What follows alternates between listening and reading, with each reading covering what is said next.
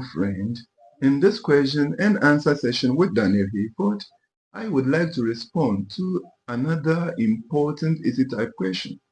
The question is, what makes an arthropod an arthropod? Or what makes arthropods to be adjudged arthropods? To begin with, note that arthropods are adjudged or classified as arthropods because they share a set of distinct biological and structural characteristics that define the phylum Arthropoda. The key features that make arthropods to be adjudged arthropods include those that can be stated and described as follows. The key feature number one, which makes arthropods to be adjudged arthropods, is segmented body. Arthropods have a body divided into segments, typically organized into three main regions, namely head, thorax, and abdomen. The head contains sensory organs and mouthparts.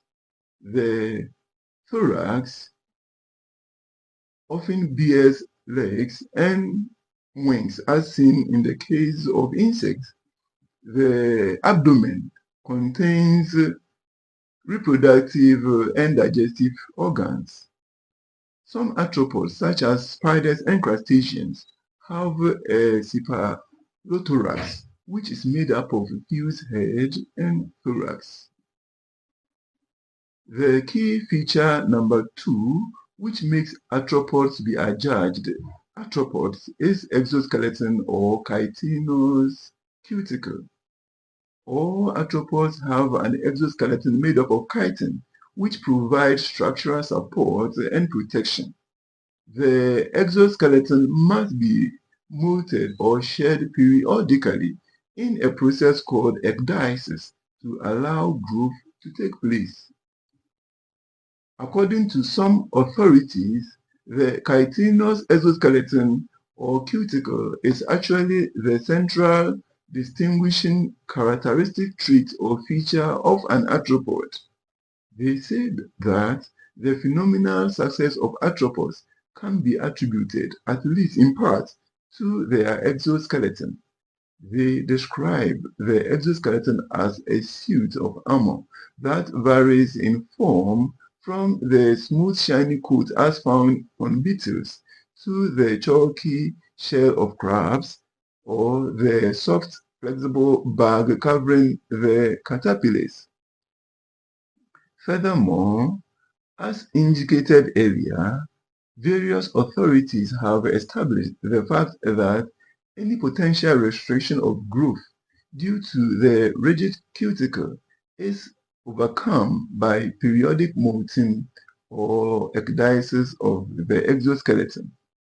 The exoskeleton is a special adaptation that protects the internal organs, provides something for muscles to pull on, defend against predators, parasites, and pathogens, isolate the animal from the environment, and protect land arthropods from desiccation. In the case of the land-dwelling arthropods, the exoskeleton also has a benefit of providing the materials with which these animals develop their respiratory structures, such as the lung books of spiders and the tracheae of insects. The key feature number three, which makes arthropods to be adjudged arthropods, is bilateral symmetry. This means that arthropods are parts of animals that are known as bilaterians. All arthropods exhibit bilateral symmetry, meaning their body can be divided into two equal halves along a central axis. The key feature number five, which makes arthropods to be adjudged arthropods, is open circulatory system. Arthropods have an open circulatory system where their kind of blood called hemolymph is pumped by a dorsal heart into open space called hemocyte instead of closed vessels. The key feature number six, which makes arthropods to be agile arthropods is specialized respiratory structures. Depending on the arthropod group, they have different respiratory systems. These include trachea system as found in insects. The operation of the trachea system is such that air enters through spiracles and travels through tubes to reach tissues. Book lungs as found in spiders. The book lungs are thin layered structures for gas exchange. Gills as found in the crustaceans. The gills extract oxygen from water. In other words, the respiratory systems as found in arthropods are trachea system, book lungs, and gills. The key feature number 7, which makes arthropods to be adjudged arthropods, is highly developed nervous system and sensory organs. Arthropods have a ventral nerve cord and a dorsal brain. Many have compound eyes as seen in insects and crustaceans, and simple eyes called ocelli. Antennae and specialized hair cells detect touch, vibration, chemicals, and temperature. The key feature number 8, which makes arthropods to be adjudged arthropods, is associated with their reproduction and metamorphosis. Most arthropods reproduce sexually with separate male and female individuals. Many undergo metamorphosis, for example, complete or incomplete metamorphosis, to transition between life stages. The key feature number 9, which makes arthropods to be adjudged arthropods, is diverse feeding mechanisms. Arthropods can be herbivores, carnivores, scavengers, parasites, or detritivores. They have specialized mouth parts adapted for biting, chewing, sucking, or piercing. And lastly, the key feature number 10, which makes arthropods to be adjudged arthropods, is their extreme diversity and adaptability.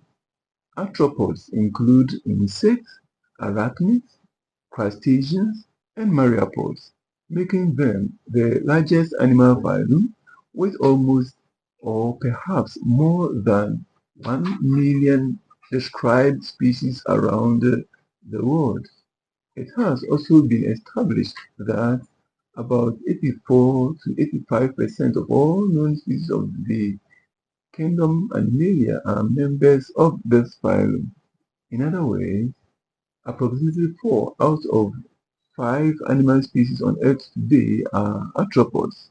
It has also been established that about 90% of arthropods are insects. The other 10% of this diverse and prolific group includes crabs, spiders, scorpions, and a host of lesser-known animals. Arthropods are found in virtually all ecosystems, from deep oceans to high mountains and deserts. They are the third of the predominant or major phyla to colonize the sea and to establish successfully on the land. In conclusion, arthropods are defined by their segmented body, exoskeleton, jointed appendages, and open circulatory system, among others. Mention the others as a comment, and remember that the diversity, adaptability, and specialized body structures of arthropods have allowed them to thrive in almost every habitat on Earth. Remember to subscribe, like, comment, and share with others.